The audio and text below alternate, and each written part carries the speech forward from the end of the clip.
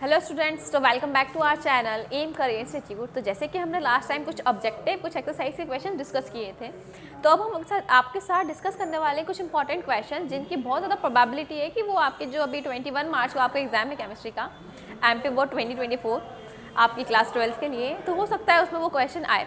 तो उन क्वेश्चंस के बारे में अपन डिस्कस करेंगे, उन क्वेश्चंस के आंसर डिस्कस करेंगे, आपको कैसे लिखना है वो डिस्कस करेंगे। ठीक है, तो पहले मैं आपको चीज़ बता दूँ कि जब भी आप कोई भी आंसर लिखते हैं, ठीक है, तो आप कोई भी आंसर लिखें तो आप ये सोच के आंसर लिखें कि जो भी कोई एग्जामिनर है जो आपकी कॉपी चेक करने वाला है उसको बहुत इजी होना चाहिए आपके आंसर को रीड करने के लिए। ऐसा ना हो कि हम बहुत सारा पैरा भर भर के लिख दें, हमको सब आता है पर हमने पैरा भर भर के लिख दिया तो एग्जामिनर को बहुत प्रॉब्लम आएगी। पर अगर उसी चीज़ को हम क्या करते हैं, हम हेडिंग डाल के, गैप दे के, छोटे छोटे पैराग्राफ्स में लिखते हैं तो वो ज़्यादा अच्छा रहता है। तो आपको इस चीज़ पर भी ध्यान देना है।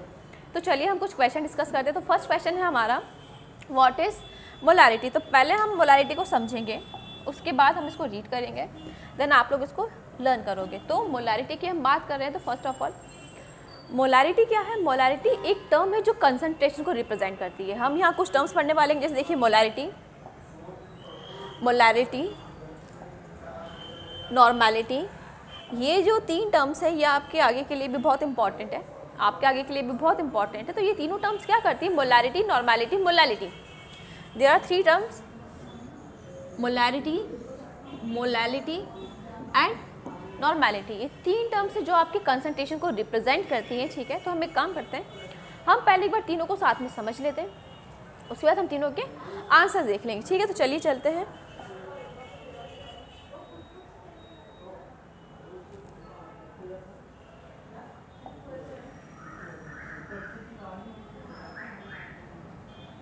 ठीक है, चलिए हमको मेन क्या पढ़ना है, हमको तीनों कंसंट्रेशन के जो भी तीनों टर्म्स हैं उनको डिस्कस करना है, उनके बारे में सब हमको पढ़ लेना है। ठीक है, हम तो सबसे फर्स्ट हम बात करते हैं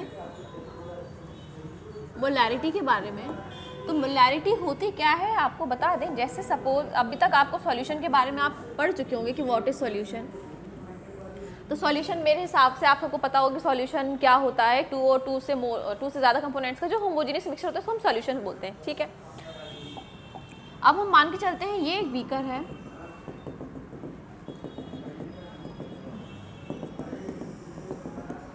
इसमें पहले से एक सॉल्यूशन है। आपको यहाँ पर तीन टर्म्स क्लियर रखनी है। कौन कौन सी, आपको एक solute which is represented by B, solvent which is represented by A and solution.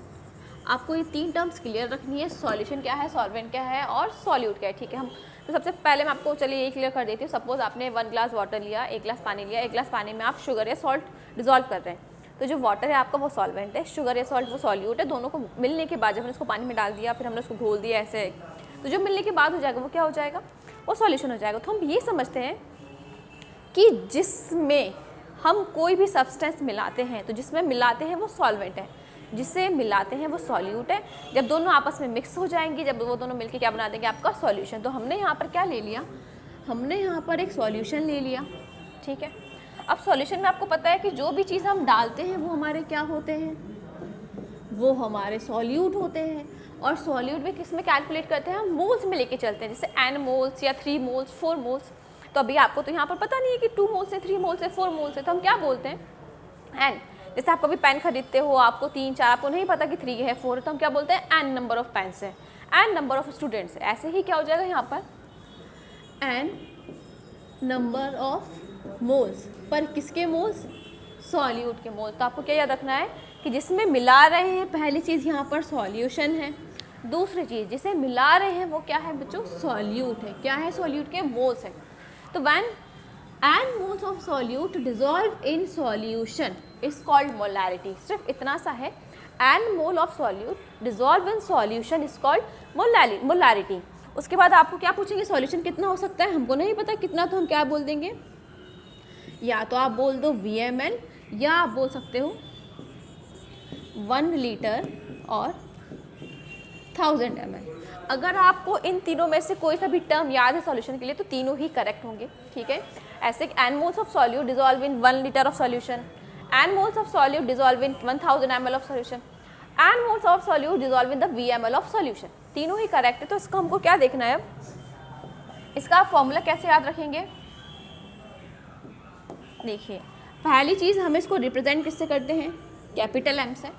Representation याद रखना है, फर्स्ट आपको definition, next formula, then unit और रिप्रेजेंटेशन सबसे पहले, ठीक है। ऐसा नहीं हो कि आपसे स्मॉल एम पूछे मोलारिटी, आप मोलारिटी लिख के आ रहे हैं एग्जाम में, तो ऐसा नहीं करना। सबसे अच्छा पहले representation, capital M is molarity, small M is molality and capital N is normality, ठीक है। बाकी हम आगे देखते जाएंगे, ठीक है। तो फॉर्मूला क्या है हमारा, हमने मोल डिजॉल्व किए तो एन अपॉन में वी, ये क्या हो गया आपका n mole of solute dissolve in V ml या वी लीटर ऑफ सॉल्यूशन। फिर हम इसको इलेबोरेट करेंगे तो हमको आगे क्या मिलेगा, हमको मिलता है वेट अपॉन में मॉलिक्यूलर वेट इन 2000 अपॉन में VmL।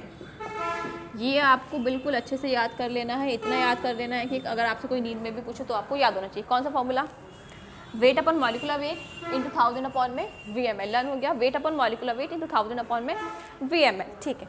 उसके बाद हम इसकी यूनिट की बात करते हैं। तो अगर मैं यूनिट की बात करूं तो आपको यूनिट निकालना आता होगा, तो हम देख लेते हैं। देखिए आपको पता है कि 1000 कांस्टेंट है, मॉलिक्यूलर वेट कांस्टेंट है, तो इसकी तो कोई बात ही नहीं है, क्योंकि 1000 कांस्टेंट वैल्यू और मॉलिक्यूलर वेट तो फिक्स है, सारे जितने भी हमारे मॉलिक्यूल्स हम पढ़ते हैं उनका फिक्स है। तो हमारे पास क्या क्या बचा, हमारे पास वेट बचा और VmL बचा, ठीक है। तो इसको तो हम अकेले लिखते हैं, तो हम क्या लिखेंगे, इस पूरे को हम साथ में लेके लिखते हैं क्या, मोल पर लीटर। ये आपकी हो जाएगी यूनिट। कल ही हमने MCQ में डिस्कस किया था कि उसमें मैचअप में आया था, तो मैंने वहाँ पर कहा था कि वेरिएशंस आ सकते हैं, मोल पर लीटर, मोल पर ml, मोल पर सेंटीमीटर क्यूब, मोल पर डेसीमीटर क्यूब। ये यूनिट कन्वर्जन अगर आपको लर्न रहता है तो बहुत अच्छी बात है, वरना आप एक बार देख जरूर लीजिएगा कि क्या है यूनिट कन्वर्जन। तो हमारा फर्स्ट क्या हो गया, हमारा हमने यहाँ से डेफिनेशन पढ़ ली, n moles of solute dissolve in VmL of solution. Second हमने फॉर्मूला पढ़ लिया, weight upon molecular weight into 1000 upon VmL। Third हमने इसकी यूनिट पढ़ ली, क्या पढ़ लिया हमने, यूनिट, ठीक है। यूनिट क्या हो जाएगी, मोल पर लीटर। चलिए फिर, तो ये हमारी है मोलारिटी। क्वेश्चन लिखा क्या है यहाँ पर आंसर में देख सकते हैं आप, molarity is defined as the moles of a solute per litres of a solution. Per litre बोला आप VmL भी लिख सकते हैं, 1000 ml भी, 1 लीटर भी लिख सकते हैं। Molarity is also known as the molar concentration of a solution. तो अब ये भी देख सकते हैं, अगर आपसे पूछा जाए व्हाट इज मोलर कंसंट्रेशन, तो भी आप सेम डेफिनेशन लिख के आएंगे। तो यहाँ पर मैं एक और मैं डेफिनेशन लिख देती हूँ जो आपके लिए एग्जाम के लिए इजी हो जाएगी। तो ऐसा लिख लीजिएगा, n moles of solute dissolved in VmL of solution is called molarity। Next क्या है, हम इसमें लिखेंगे नेक्स्ट हमारा फॉर्मूला। तो फॉर्मूला क्या है आपका, फॉर्मूला है कैपिटल M इक्वल्स टू, बोलिए, wait upon molecular weight into 1000 upon में VmL। तो अब तक लगभग आपको क्लियर होगा हो, इस फॉर्मूले से आपके न्यूमेरिकल भी बहुत इजीली सॉल्व होते हैं। तो हमारा डेफिनेशन हो गई, हमने दोनों डेफिनेशन पढ़ ली है, जो आपको इजी लगे आप वो लर्न कर लीजिए। दूसरा आपका फॉर्मूला, तीसरी आपकी यूनिट। यूनिट हम यहीं से निकाल लेंगे, तो हो जाएगी क्या आपकी, मोल पर लीटर। क्लियर है सबको? अगर आपको कोई भी डाउट आता है तो आप हमारे कमेंट बॉक्स में या चैट बॉक्स में आप पूछ सकते हैं। नेक्स्ट तरफ चलते हैं हम। नेक्स्ट क्या है हमारा, मोलैलिटी। तो जैसा हमने मोलैलिटी पढ़ा था वैसे ही हम मोलैलिटी भी पढ़ते हैं। तो हम मोलैलिटी की बात करें तो जैसे हमने मोलैलिटी समझा है, मोलैलिटी भी समझ लेते हैं। चलिए, तो अब हमारी बारी है मोलैलिटी की। मोलैलिटी को आप सबसे फर्स्ट किससे रिप्रेजेंट करते हैं, स्मॉल एम पे। तो जैसे मैंने लास्ट टाइम बीकर बनाया था, सेम हमने यहाँ पर ऐसे बीकर बनाया, सेम हमने यहाँ पर कुछ भरा, फिल किया। देन अब जो आपको याद रखना है, मेन क्या है जो अब मैं लिखूंगी वो इम्पॉर्टेंट है, जो आपको याद रखना है। तो क्या है यहाँ पर, ये मैंने अभी लास्ट टाइम क्या लिखा था, आपको याद होगा क्या लिखा था अभी हमने लास्ट टाइम मोलैरिटी में, सॉल्यूशन। अब हम क्या लिखेंगे, अब हम लिखेंगे इट इज़ अ सॉल्वेंट, क्या लिखेंगे हम यहाँ पर, सॉल्वेंट। मोलैरिटी में, सॉल्यूशन में मिलाते हैं हम जो भी सॉल्यूट डालते हैं, मोलैलिटी में, सॉल्वेंट में। अब तो आपके लिए इजी हो गया, अब आपको कुछ याद करने की ज़रूरत नहीं है, बाकी आप पहले जैसे सेम याद करेंगे तो आपसे बन जाएगा। आपको पता है हम यहाँ पर क्या डालते हैं, हम यहाँ पर सॉल्यूट डालते हैं, कितना डालते हैं, n मोल्स ऑफ सॉल्यूट, ठीक है। तो n moles of solute dissolve in solvent, पर सॉल्वेंट कितना, अभी तक हमने VML लिया था। अब ये भी इम्पॉर्टेंट पॉइंट रखना है कि जब भी सॉल्वेंट की बात करेंगे तो हम यहाँ लिखते हैं wait of solvent, wait of solvent मतलब WA। अभी ये kg में भी हो सकता है और ग्राम में भी। तो अगर kg की बात करेंगे तो 1 kg और ग्राम की बात करेंगे तो 1000 ग्राम। इतने तो आप इंटेलिजेंट हैं, आप तो याद ही कर लेंगे, इतना है ना। तो आपको क्या याद रखना है, जब हम मोलैलिटी पढ़ेंगे आपको याद रखना है कि जो हम सॉल्यूट को डिसॉल्व कर रहे हैं, किसमें, मोलैलिटी में डिसॉल्व कर रहे हैं, सॉरी सॉल्वेंट में डिसॉल्व कर रहे हैं। दूसरी चीज़, जो सॉल्वेंट है उसको हम ml में ना मेज़र करके हम किस में मेज़र कर रहे हैं, हम उसको kg और ग्राम में मेज़र करें। इसको हम कैसे रिप्रेजेंट करते हैं, WA, W मतलब वेट, A मतलब सॉल्वेंट, या फिर वो kg में होगा या तो ग्राम में होगा। तो चलिए अगर मैं यहाँ पर हम डेफिनेशन की बात करें इसकी तो क्या आ जाएगी, डेफिनेशन हम इसकी लिख सकते हैं, देखिए n moles of solute dissolve in, किस में डिसॉल्व करेंगे आप, डिसॉल्व इन 1 kg और 1000 ग्राम ऑफ सॉल्वेंट या सॉल्यूशन। तो आपको याद रखना है यहाँ पर सॉल्वेंट होगा, ठीक है, क्या होगा यहाँ पर, सॉल्वेंट होगा, ठीक है। अब हम नेक्स्ट फार्मूले की बात करते हैं। तो फार्मूला आपका लगभग ऑलमोस्ट सेम ही रहेगा। कैसे, हमने लिखा पहली चीज़ स्मॉल m, दूसरी चीज़ आपका मोल सेम, नीचे आपका क्या है, वेट ऑफ सॉल्वेंट। हम इसको एलैबोरेट करेंगे तो क्या आ जाएगा, wait upon molecular wait, same हो गया आपका इतना। तो इतना आपको एक ही बार लर्न करना, उसके बाद लर्न ही नहीं करना, आपको वही याद रहेगा हमेशा, ठीक है। 1000 अपॉन में, यहाँ हम पहले क्या ले रहे थे बच्चों, सॉल्यूशन। सॉल्यूशन को किसने रिप्लेस कर दिया, सॉल्वेंट ने। तो हम सॉल्यूशन की जगह पे क्या लिख देंगे, WA इन ग्राम। तो ये आपका बन गया फॉर्मूला, ये आपका फॉर्मूला बन गया, ठीक है। अगर मैं यूनिट की बात करूँ तो हम यूनिट सेम लिख देंगे। कैसे लिखेंगे, देखो जैसे हमने n/W लिखा है तो n को हम क्या लिखते हैं, n को हम हमेशा मोल लिखते हैं। कैसा लिखोगे आप, MOL, MOL ही नहीं लिख के आएंगे यूनिट में, MOL। फिर से बता रही हूँ, यूनिट में MOL यूज़ करेंगे, MOLE नहीं लिखेंगे, ठीक है। W क्या है आपका, सॉल्वेंट, तो मोल पर kg और मोल पर ग्राम, यह आपकी क्या हो गई, यूनिट। तो मुझे लगता है शायद अब आपको मोलैलिटी भी क्लियर हो गया होगा। तो molality finish and molality finish देखते हैं हम यहाँ पर एक बार। देखिए, molality is property of a solution and is defined as a number of moles of a solute per kg या पर किलोग्राम ऑफ सॉल्वेंट। तो आपको समझ आ गया होगा कितना ईजी है। जब आपको कुछ वेरिएशन जो एक दूसरे से डिफर कर रहा है इन टर्म्स को, उसको याद रखना है। जैसे मोलैरिटी में क्या था, वेट अपन मॉलिक्यूलर वेट इन 1000 अपॉन VML, वैसे मोलैलिटी में क्या है, VML की जगह पे सिर्फ वेट ऑफ सॉल्वेंट। आपको सिर्फ इतना ही याद रखना है, बाकी फॉर्मूला आप बना लेंगे। चलिए हम नेक्स्ट बढ़ते हैं। हमारा नेक्स्ट क्या है, नॉर्मैलिटी। तो चलिए हम नॉर्मैलिटी की बात यहीं पर करते हैं। फिर से हमने सेम बीकर ले लिया, ठीक है, सेम बीकर है इसलिए इम्पॉर्टेंट है, ठीक है। अब हमने क्या डाला यहाँ पर, अब बताओ आप क्या डालेंगे हम यहाँ पर, एनी गेसेस, सॉल्वेंट, सॉल्यूट या सॉल्यूशन, बताइए। हम यहाँ पर डालेंगे सॉल्यूशन, ठीक है। अब सॉल्यूशन डाला है तो अब आपने मोलैरिटी भी पढ़ लिया है, तो आपको किस में याद आ जाना चाहिए, आपको क्या होगा यहाँ पर, वॉल्यूम की वेट, तो VM,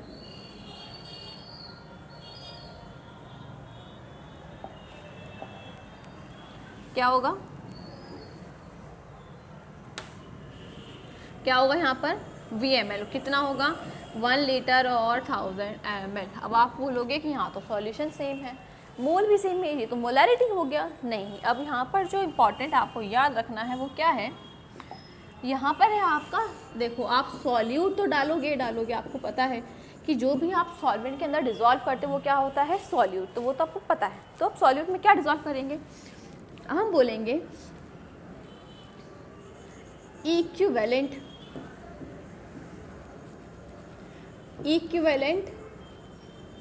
moles of solute, equivalent moles of solute dissolve in VmL of solution, dissolve in 1000 ml of solution, dissolve in 1 liter of solution।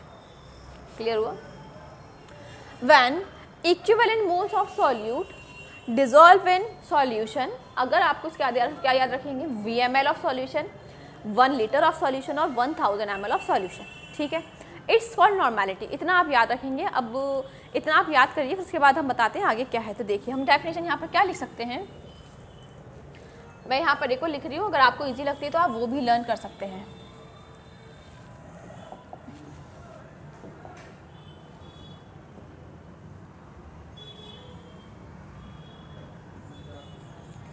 ग्राम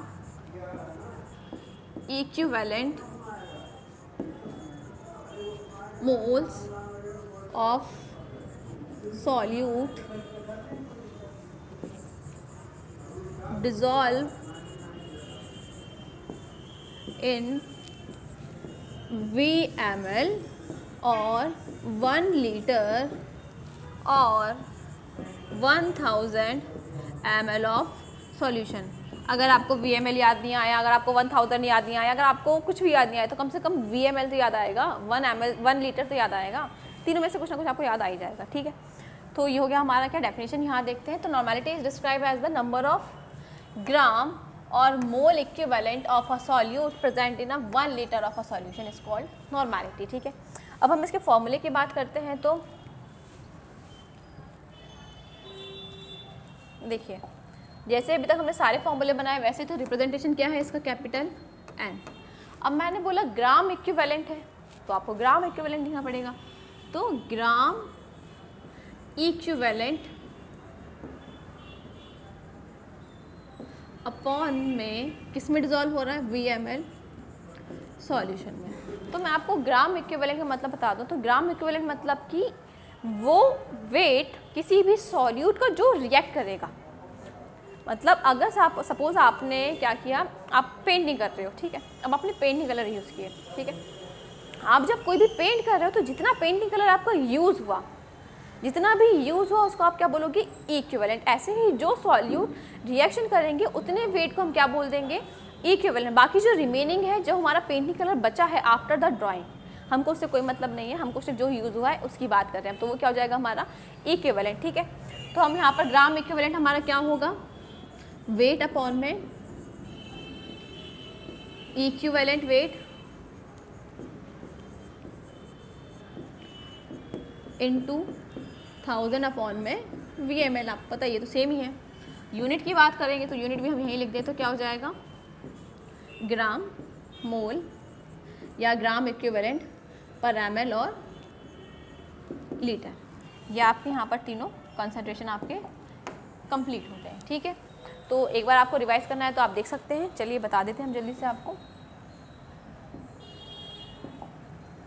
ठीक है। देखिए हम शॉर्ट में जल्दी से रिवीजन करते हैं। हमने तीनों पढ़ लिए। हमने सबसे पहले पढ़ा मोलारिटी कैपिटल M, फिर हमने पढ़ा स्मॉल m, उसके बाद पढ़ा हमने कैपिटल N, उसके बाद हमने क्या पढ़ा, हमने यहाँ पर जो हमारा बीकर था, तीनों में हमने बीकर लिया, ठीक है। यहाँ आप क्या भरोगे, सॉल्यूशन, यहाँ हम क्या डालेंगे, छोटा पड़ गया, सॉल्वेंट, यहाँ हम क्या डालेंगे,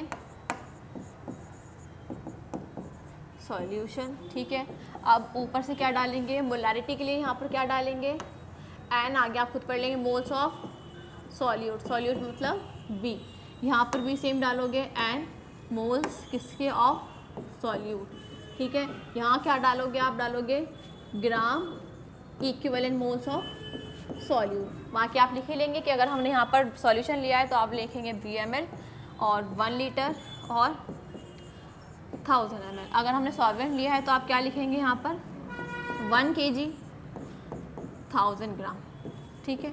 सेम सॉल्यूशन लिया है तो आप क्या लिखेंगे, VmL 1 लीटर 1000 ml, ठीक है। फॉर्मूला आपको खुद बनाना है।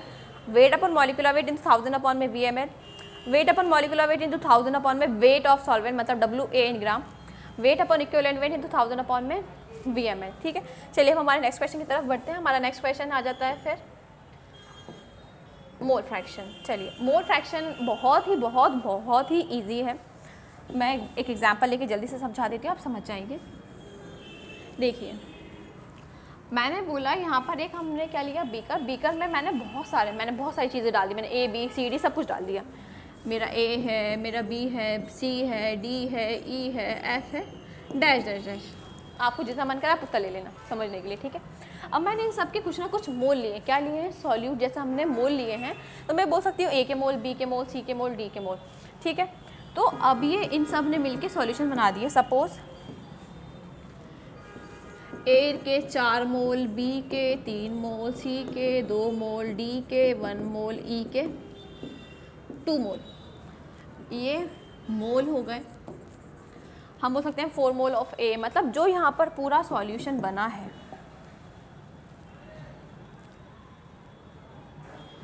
जो यहाँ पर ये सॉल्यूशन बना है वो किसने बनाया है, उसके अंदर A के 4 मोल, B के 3 मोल, C के 2 मोल, ये सब प्रेजेंट है। ठीक है, अभी टोटल प्रेजेंट है। अब मैंने पूछा मुझे आप ये बताइए कि जो ये पूरा सॉल्यूशन है उसमें सिर्फ B का क्या मोल फ्रैक्शन है या B का कितना कंट्रीब्यूशन है पूरे सॉल्यूशन में, तो हम कैसे निकालेंगे।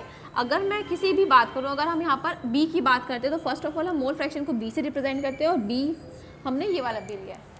ठीक है, तो हम क्या लिखेंगे, आपको पता है मोल को हम किससे रिप्रेजेंट करते हैं हमेशा, N से। ठीक है, चलिए उसके बाद XB है, हमने यहाँ पर B की बात कर रहे हैं तो आप ये हमको पहले फ्रैक्शन बना लेना है, ऊपर किसके मोल रखेंगे NB। इतना क्लियर है।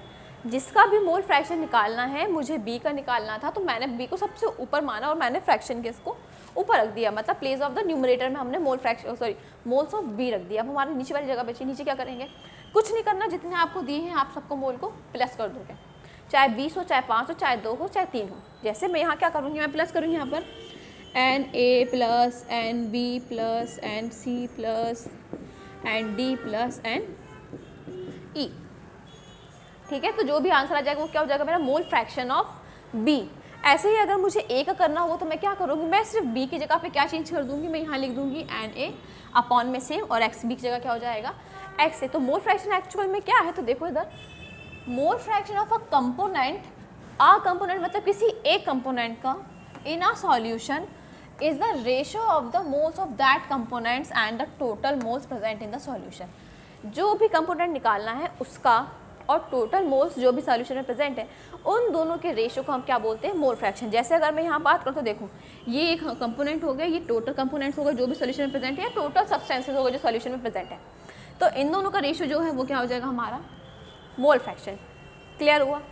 अब हम इसका फॉर्मूला कैसे लिखेंगे, देखिए आपको पता है आप नॉर्मली दो ही चीज़ पढ़ते हो, एक आप सॉल्वेंट पढ़ते हो, एक आप सॉल्यूट पढ़ते हो। ठीक है, तो हम सॉल्यूट को रिप्रेजेंट कर देते हैं XB, सॉल्वेंट को रिप्रेजेंट कर देते हैं XA।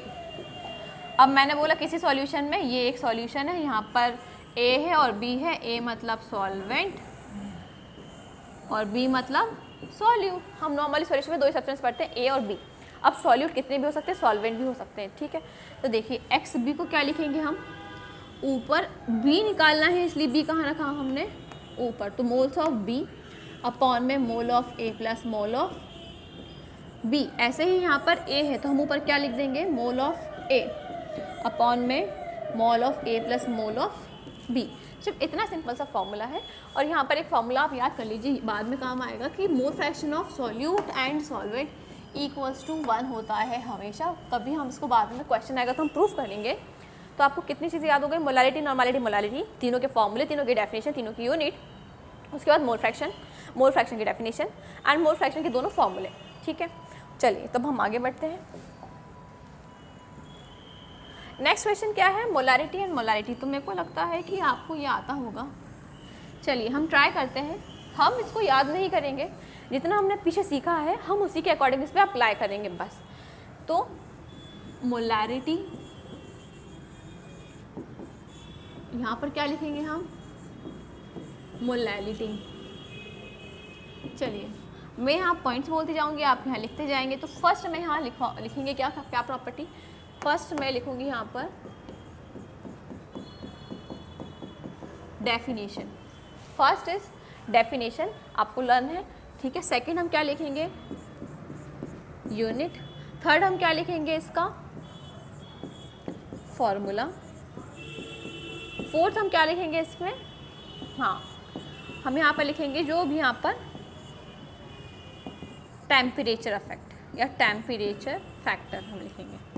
चलिए अब हमको 4 मिल गए हैं। मेनली जो मोलारिटी और मोलारिटी का डिफरेंस है वो 2 या 3 मार्क्स का आता है। तो अगर आपको 2 मार्क्स का आता है तो भी आपको जितना डिफरेंस है उतना लिखना है, 2 तो मिनिमम लिखना ही है। 3 मार्क्स का है तो भी आपको ज़्यादा ही लिखना है, ठीक है। तो देखिए अगर मैं डेफिनेशन की बात करूँ तो आप मोलारिटी आपको पता है कैसे लिखेंगे, n moles of solute dissolve in VmL of solution. यहाँ भी same, n mole of solute dissolve in 1 kg और 1000 ग्राम ऑफ सॉल्वेंट। सेकंड क्या है, यूनिट। अब यहाँ पर क्या है, इट्स यूनिट इज मोल पर litre. Its unit is mole पर केजी। क्लियर है, इसमें कोई डाउट नहीं होना चाहिए क्योंकि हम सारा पीछे पढ़ चुके हैं, हम सिर्फ अप्लाई कर रहे हैं अभी। नेक्स्ट फार्मूला, फार्मूला क्या होगा यहाँ पर, पहली चीज़ capital M equals to weight upon molecular weight into 1000 upon VmL। यहाँ पर small m equals to weight upon molecular weight into 1000 upon क्या लिखूँ, सॉल्यूशन नहीं, weight of solvent in gram. अब लास्ट पॉइंट जो मैंने नहीं बताया है कि टेम्परेचर का क्या इफेक्ट होगा। तो टेम्परेचर का अगर हमसे कंसंट्रेशन में अफेक्ट पूछा जाता है, अगर आपसे पूछते हैं कि टेम्परेचर जो है हमारी जो कंसंट्रेशन टर्म्स है कैसे अफेक्ट करता है, ठीक है, ये मोलारिटी में कैसे चेंज होता है, अफेक्ट करता भी है कि नहीं, तो हमको सिर्फ एक पॉइंट याद रखना, सिर्फ एक चीज़ याद रख लो। एक चीज़ क्या याद रखोगे, ऐसे बड़ा बड़ा सा दिमाग में बिठा लो, वॉल्यूम। जहाँ पर भी वॉल्यूम लिखा होगा वहाँ पर टेम्परेचर अफेक्ट करेगा, जहाँ वॉल्यूम नहीं है वहाँ टेम्परेचर अफेक्ट नहीं करेगा। इतना याद हो गया आपको, जहाँ वॉल्यूम होगा वहाँ पर टेम्परेचर अफेक्ट करेगा, जहाँ नहीं होगा वहाँ पर इफेक्ट नहीं करेगा। जैसे जहाँ पर वेट है तो क्या वहाँ पर टेम्परेचर अफेक्ट करेगा, नहीं, जहाँ पर वॉल्यूम है वहाँ पर टेम्परेचर अफेक्ट करेगा। इतना हमको याद रखना है। तो अब आप यहाँ पर दिमाग लगा लो, कॉमन सेंस यूज़ करो अपना, जो कि सबके पास तो होता नहीं है। यहाँ पर VmL है तो मैं क्या लिखूँ यहाँ पर, अफेक्टेड या चेंज्ड बाय टेम्परेचर। यहाँ कहीं वॉल्यूम दिख रहा है क्या, ढूंढो, दिख रहा है, नहीं मेरे को तो नहीं दिख रहा। तो हम क्या लिखेंगे, नॉट अफेक्टेड बाय टेम्परेचर। अगर मैं यहाँ पर नॉर्मेलिटी लेके आ जाऊँ, तो अगर आपको नॉर्मेलिटी का फॉर्मूला याद है तो आप समझ जाओगे, there is the presence of the volume VmL हम पढ़ते हैं, due to this there is affected by the temperature, ठीक है। तो इतना सभी को क्लियर है अकॉर्डिंग टू मी। मुझे लगता है कि जितना भी तक हमने पढ़ा है, molality, normality, mole fraction, molarity और नॉर्मेलिटी में डिफरेंस आपको क्लियर हो गया होगा। तो आप ये सब अच्छे से लर्न कर लीजिए, जो सीखने से बताए उसी के हिसाब से आप याद करिए तो आपको ईजी हो जाएगा। और जो डेफिनेशन ईजी लगती है, अच्छे से याद होती है, आप उसको याद कर लीजिए with formula, unit and representation, ठीक है। सब बहुत important, and mole fraction is very very important, ठीक है। तो वीडियो देखने के लिए थैंक यू सो मच। मिलते हैं हमारे नेक्स्ट लेक्चर में।